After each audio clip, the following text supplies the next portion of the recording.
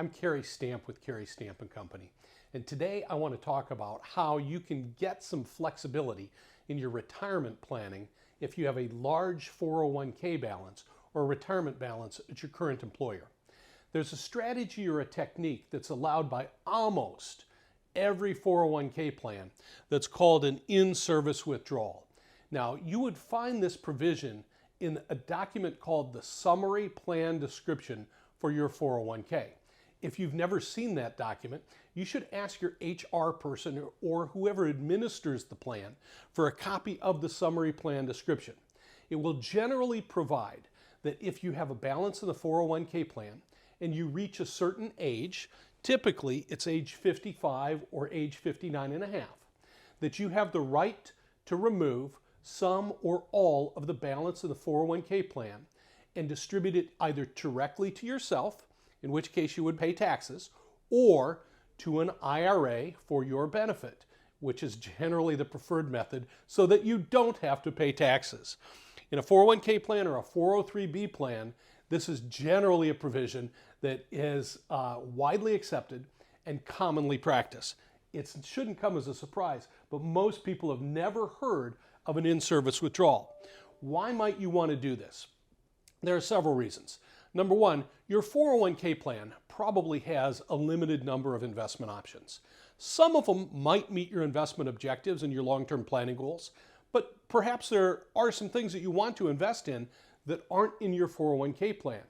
By doing an in-service withdrawal and rolling it to your own IRA, it would open up a whole world of possibilities for things that you would be able to invest in. So you get a lot more flexibility.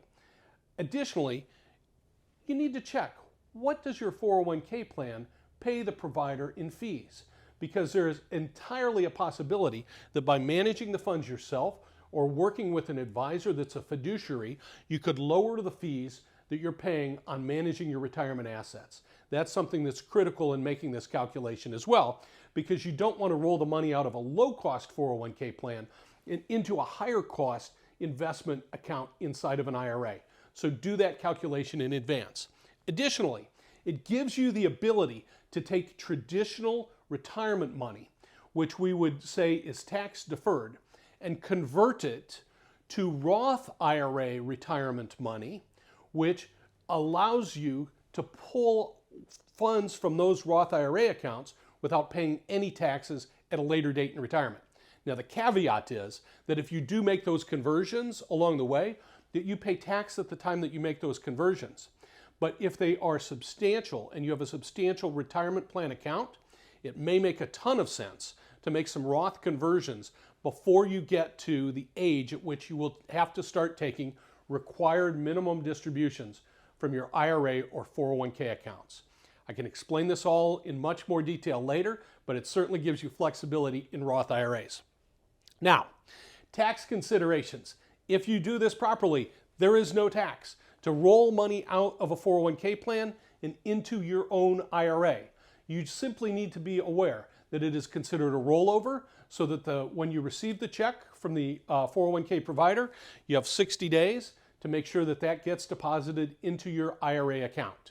Lastly, your 401k provider, you should instruct them not to withhold any taxes because you're doing a full rollover of the in-service withdrawal. So if they withhold taxes, you'll have to replace those tax funds out of your own money, or that's considered a distribution from the 401k, which will be added onto your current year's income taxes.